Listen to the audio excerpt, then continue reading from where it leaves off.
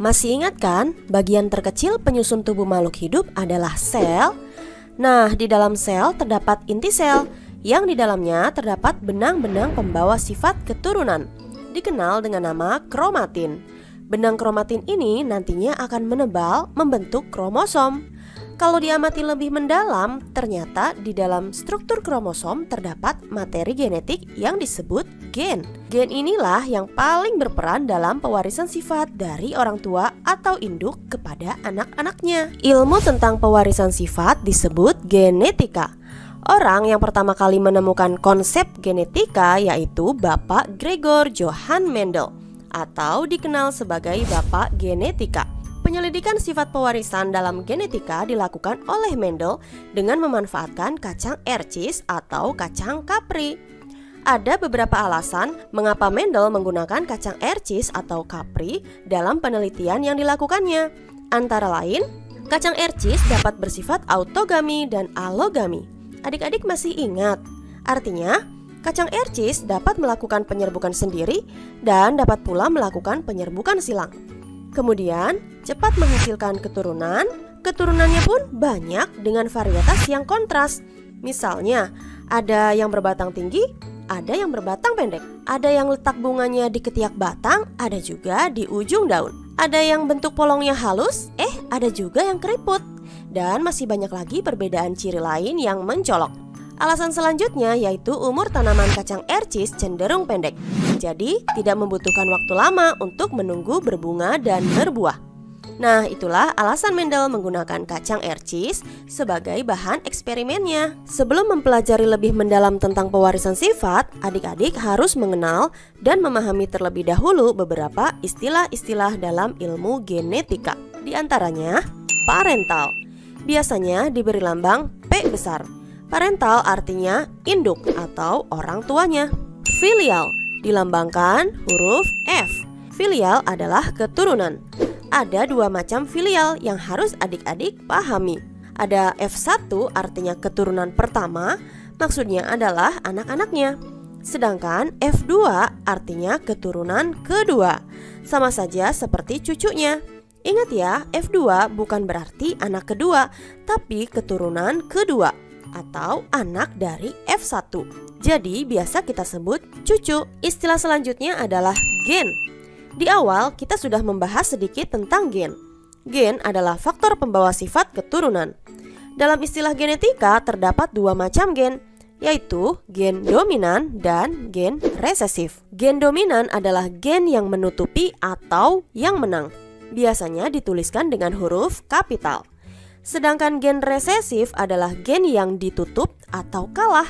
Biasanya ditulis dengan huruf kecil. Istilah berikutnya adalah genotip. Genotip berupa gabungan gen yang sifatnya tidak tampak atau tidak terlihat dari luar.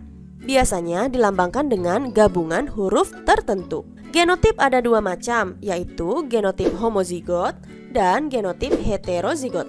Genotip homozigot dituliskan berupa gabungan huruf yang sama persis. Misalnya A besar, atau A kecil, A kecil.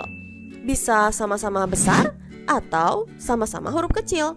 Untuk yang sama-sama huruf besar disebut juga genotip homozigot dominan.